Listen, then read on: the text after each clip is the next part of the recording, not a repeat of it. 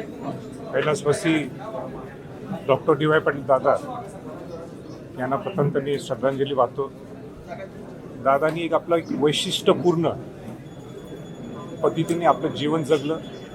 शिक्षण महर्षी होतेच, पण त्याच्या पलीकडे सुद्धा दादांची एक बाजू हे आपण सगळ्यांनी समजून घेणं गरजेचं आहे. सगळ्यांना मिसळून सगळ्यांना घेऊन जाण्याची त्यांचा स्वभाव होताच.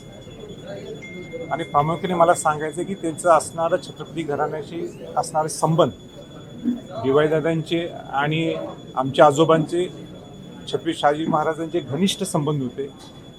छत्रपती शहाजी महाराजांचा त्यांच्यावर पूर्ण विश्वास होता. इतका विश्वास होता की दसऱ्याच्या महत्त्वाच्या समारंभाला सुद्धा ज्यावेळी शहाजी महाराजांनी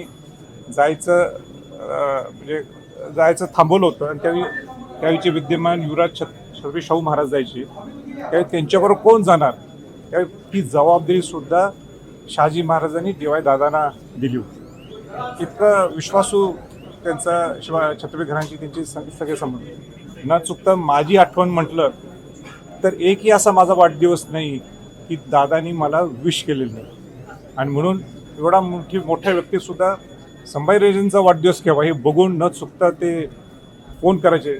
माझ्या दृष्टिकोनातून एक अजात शत्रू म्हणून त्यांची ओळख असं म्हटलं तर चुकीचं होणार नाही.